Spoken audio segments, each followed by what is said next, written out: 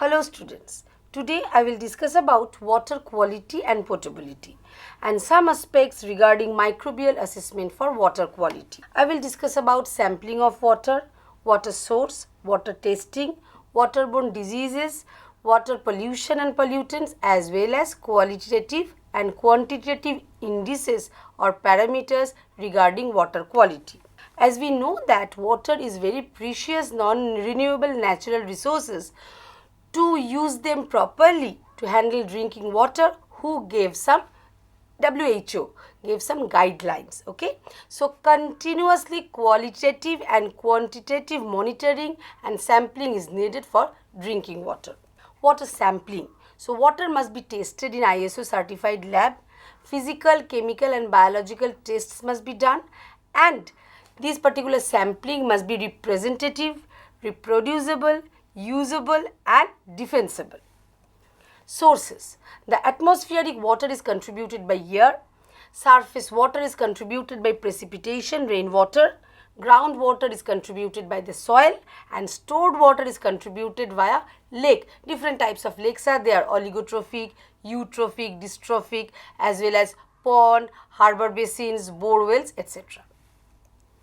Now, the microorganisms are not same in all the ambience. In marine water, Vibrio marinus is abundant. In fresh water, Flavobacterium species are available. In polluted water, Spirillum species is available. Now, what is water pollution? Water pollution is contamination of water by different types of contaminants. So, pond water, lake water, river water can be polluted by direct or indirect discharge from industry or agriculture. It may be point source, non-point source or groundwater. Now, in case of a city, this particular sewage or sewer may be the sanitary sewer, combined sewer as well as storm sewer. Now, physical and chemical pollutants. Physical pollutants causes the change in odor, the change in the consistency, color, etc. And these particular chemical pollutants include detergent, pesticide, insecticides, herbicides, volatile organic carbon, petroleum hydrocarbons, fertilizers, plant debris, all together. As well as there are nutrient pathogens, they can also serve as the pollution for the water. Next one, biological pollutants. Bacteria, maybe the pathogenic bacteria or nuisance, desulfovibrio desulfuricans. By creating acid, it is acting as nuisance bacteria. Virus, hepatitis, E. coli, all those viruses are very dangerous. Protozoa, amoeba causing amoebiasis. Algae, by choking the water running pipe, can cause the nuisance to the water.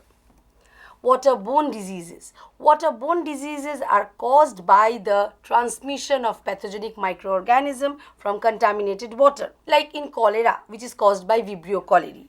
Salmonellosis caused by Salmonella species. Shigellosis caused by Shigella species. Hepatitis causing hepatitis jaundice, as you know that. So, in all the cases, you can follow some sort of abdominal cramp, high fever, flatulence, nausea, vomiting, flu-like symptoms altogether, dehydration. So, as in therapy, the oral rehydration therapy must be followed by ORS solution as well as vaccination and antibiotics can be given.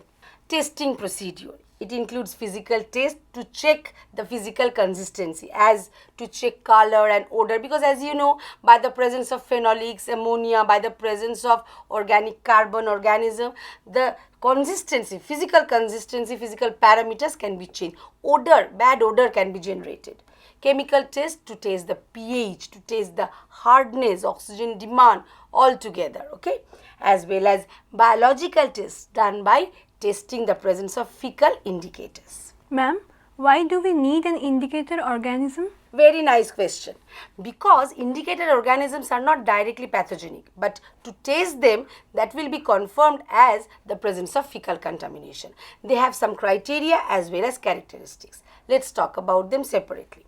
So, they are suitable for analysis, they can be extrapolated, they should survive longer time, they should not reproduce out of the body, and they must not have pathogenicity. So, it is harmless to the tester as well, but it must have some common direct relationship with the pathogenic microorganism. Now there are some of the organisms which are actually fulfilling all the criteria. Number one, coliforms, total coliforms, okay. So they belong to the Enterobacteriaceae family. So Escherichia, Hafnia, Serratia, Klebsiella, Shigella, they all belong to the Enterobacteriaceae family. They may be fecal like Escherichia coli, non-fecal like Enterobacter aerogens coming from soil, seed, spores, etc. Grains. But usually the characteristics of coliforms are gram-negative, non-spore forming, facultative aerobic, as well as they can ferment lactose to produce acids and gas. Apart from these, the enterococci are there. What are enterococci? Fecal streptococci. Streptococcus fecalis, Streptococcus faecium all together. But they are very pathogenic. So they are not used as the indicator organism. As I have told you, indicator must not be pathogenic to the taster. But they will show the correlation with the pathogenic one, right? Next, domestic indicator, Pseudomonas aeruginosa. The old, very past contamination, fecal contamination can be designated via Clostridium perfringens. Nowadays, viral indicator coliphage 2 and serotype 3 is actually taken as indicator for poliovirus. Okay. Ma'am, what do we mean by extrapolation of the indicator organism? Very nice question. Though we are not tasting the fecal pathogens, but from the fecal contamination of E. coli, we can conclude yes, pathogen may be present. Though we are not directly testing, but we are extrapolating our thoughts, our thinking, yes, as fecal coliforms are present, so it indicates the presence of other pathogens. Fine. Now, investigative analysis. It is actually based on true life, a case history for a particular area. So that will be monitored throughout the incubation period. Okay, so that is the first part of the lecture. The second part, microbial assessment of water quality. First, the qualitative analysis. Why? To distinguish in between fecal and non-fecal coliforms. So I have already told you the fecal coliform is E. coli. Okay, Escherichia coli belong to the Enterobacteriaceae family. Another, the Enterobacter aerogens, they are non-fecal but coliforms. They can be generated from soil, agricultural runoff. So they can be distinguished via elevated temperature test and a biochemical set of tests together called as IMVIC test. What are they? Elevated temperature test. As we know that these fecal coliforms are generated from the colon of warm-blooded animal, so they can withstand a slightly higher temperature from 37 to 44.5 degrees centigrade. So it was actually found by the scientist Ejuckman, right? And not only it can survive or tolerate higher temperature, but also it is able to ferment lactose to produce acids as well as gas. By putting C14 labeled glucose or lactose, you can monitor their metabolism in the higher temperature. Now, IMVIC test. I stands for Indole, M stands for change in methyl rate coloration, V Voges-Prosker, and C is citrate utilization test.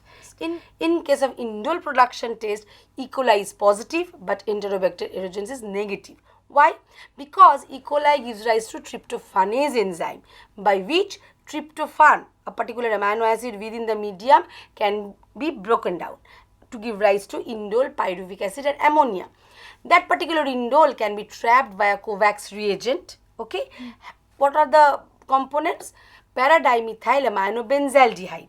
So it will make the red coloration with indole, and that can be monitored well in the organic layer produced by the isoamyl alcohol and what? HCl. Methyl rate test. As E. coli follows the mixed acid fermentation pathway, so from glucose, lactic acid, formic acid, acetic acids are produced, a bunch of acid, ultimately giving rise to carbon dioxide and hydrogen. So the pH will drop to pH 4, at which methyl red will turn red. So it is only positive once again for E. coli, negative for Enterobacter aerogens. But Enterobacter aerogens follows 2,3-butanediol fermentation pathway, where from glucose 2,3-butanediol and as an intermediate acetoin is getting produced. Now by giving Barite's reagent, giving 40% KOH, that acetoin can be converted to diacetyl. This particular diacetyl along with guanidine group of the peptone give the red coloration. Okay, so once again it is positive only for the Enterobacter aerogens because it passes through the 2,3-butanediol fermentation pathway. Another positive test for the Enterobacter aerogens but negative for E. coli. What? Citrate utilization test. If in the medium sodium citrate is given as sole carbon source, that can only be taken up by the Enterobacter aerogens having citrate permease transporter, and this particular citrate with the help of citrase will be converted to oxaloacetate and acetate. Oxaloacetate can be converted to pyruvate and carbon dioxide. This carbon dioxide along with sodium salt of the citrate will produce sodium carbonate, creating an alkaline ambience where the bromothymol blue indicator will turn from blue to green coloration. Okay, so that can be monitored well and positive for only Enterobacter aerogens. Some other qualitative and quantitative assessment for identification and enumeration of waterborne pathogens. So I will talk about the direct microscopic count, plate technique, membrane filtration, multiple tube fermentation technique, and several others, biochemical, immunological, as well as molecular biological assay. Direct method. So you can have total count via some direct microscopic method. Number one, Petrov-Hauser chamber, hemocytometer. So within the smallest focused square, you can count how many numbers of microorganisms are present in 1 cc of the sample water taken. And via Coulter counter. So by which small orifice is there through which the microorganism will pass through and conductivity will be changed. The total viable count can only be made by the plate technique. You know that pour plate technique will give you the idea about the total count. Throughout the medium you can follow the growth. But in case of streak and spread plate, you can have the idea about the surface growth only. Membrane filtration technique, very useful, rapid technique and can be used for emergency purpose. Permanent record can be taken. What is going on? Large volume of water can be passed through a particular membrane having pore size less than 0.45 micrometer. So bacteria will be entrapped over there. With forceps we can take them out and can press them over selective medium either or over nutrient agar. So after some certain periods we can follow their growth and can count the number of colonies. But the problem is there, if algal bloom is present within the water, that can clog the pores. Multiple tube fermentation technique. It includes the presumptive test, confirmed test and completed test. In case of presumptive test, we are actually making 3 sets, fine, by changing the concentration of lactose broth starting from 2x to 1x, and we are varying the concentration of water sample 10 ml, 1 ml, 0.1 ml, and in each case 5 test tubes are taken. And after again 24 or 48 hours we can follow the presence of acids and gas formation. Gas formation can be followed if you put inverted Durham's tube there inside the lactose broth, and acid formation can be followed by the methyl red indicator. Now after certain periods, total number of positive results can be calculated via Poisson distribution ratio either or via Thomas equation. Okay, so that will actually help us to calculate MPN value, most probable number value, for 100 ml of water, though we are testing 10 ml of water. So that is the biostatistical calculation. Confirmed test. But unfortunately sometimes in spite of gram negative coliforms, some gram positive organism can produce acid and gas. Now to eliminate that false presumptive test, you have to perform the confirmed test in some selective medium. Like in case of EMB agar, eosin methylene blue agar, aniline dye, methylene blue dye suppresses the growth for gram positive organism. So only lactose fermenters, what are they? Coliforms. They will actually ferment lactose and they will form typical and atypical colonies. Fine. So in case of E. coli, you can follow small black centered colony with metallic sheen, and in case of Enterobacter aerogens, you can follow large pinkish mucoid colony. The same thing in case of Indole agar, where actually basic fuchsin, rosanilin, pararosanilin, magenta 2 is pre-bleached with persulfite, okay, bisulfite, and it is given. Now only lactose fermenters is able to produce acetaldehyde, which will trap the bisulfite from the bleached dye. So dye will regain its original purple color and you can follow all those purple colonies. In the BGLB medium, liquid medium, by giving the bile salts, once again you can confirm the presence of only lactose fermented coliforms. Now after everything, you have to do the completed test. Now re-inoculation within the lactose broth having acid and gas and staining, okay, will actually give you the idea, yes, the non-spore forming, the gram-negative coliforms are present. Biochemical test by giving ONPG, orthonitrophenyl glucopyranoside, and methyl amblyphenyl glucouronide. They serve as the precursor substrate for the total coliform, and E. coli will give the specific colored product orthonitrophenol, yellow in color, and in second case the fluorescent color product will be produced. They will confirm the presence of coliforms. Immunological assay, once again the fluorescent tagged antibody will help to fish out, to detect the presence of specific microbial antigens. Molecular biological test, probe based technique, the radioactive probe, it will actually help to designate the presence of pathogenic colony over the nitrocellulose membrane whose imprint was taken out from the nutrient agar and was treated with detergent as well as NaOH for the lysis of the cell and to make it in the single stranded condition. Toxicity testing, it is very much needed to know the aquatic environment for the relative sensitivity as well as degree of water treatment to know the parameters. Now we have to discuss about the quantitative indices, parameters to designate the water quality with respect to pollution.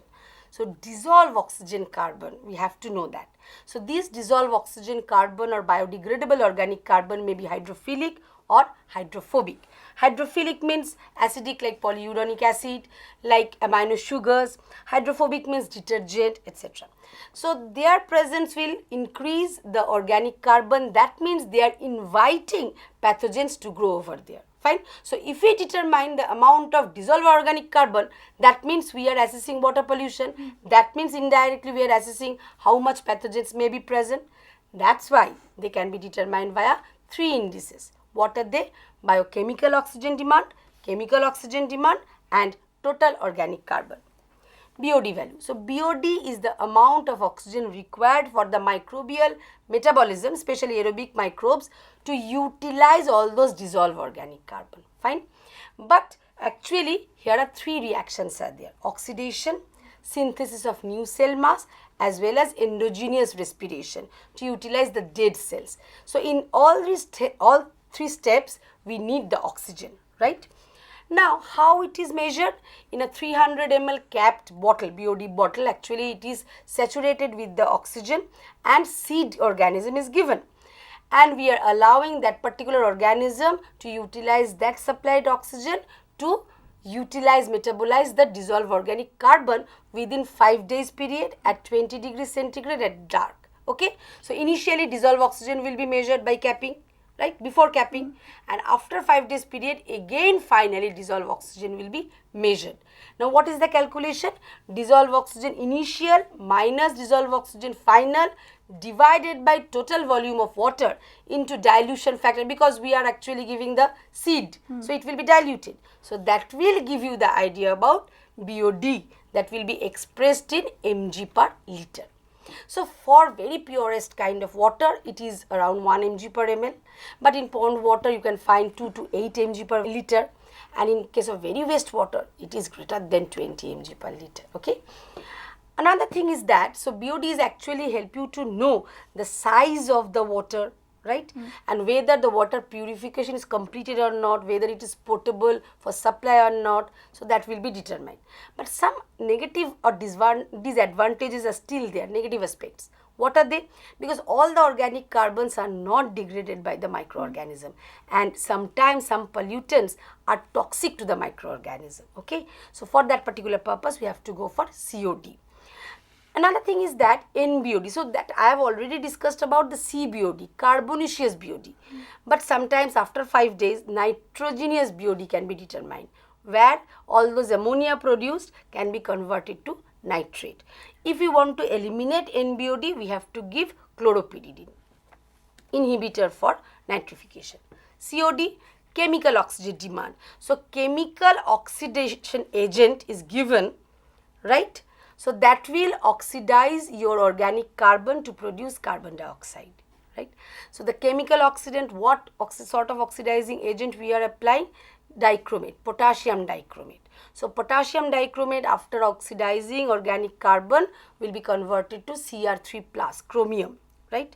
So this method is actually called as titrimetric method. In case of BOD, that particular method was called as oxygen dilution or oxygen probe method, oxygen electrode method.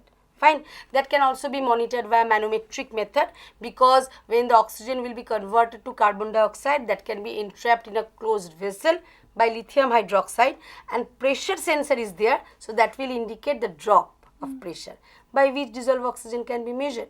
But here actually we are measuring via titration. How? First, potassium dichromate will be initially titrated when we are adding it within the sample water. Then after some times, after incubation, again it will be titrated by ferrous ammonium sulfate and taking ferroin as the indicator, which will change its color from blue green to red brown. Fine.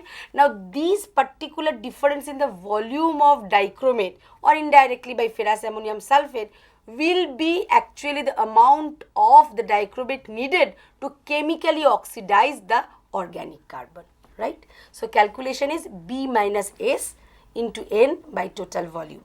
B is ferrous ammonium sulfate needed, volume needed to titrate the first excess dichromate, and S is the final amount of FAS needed to titrate leftover dichromate, and N is the normality of FAS.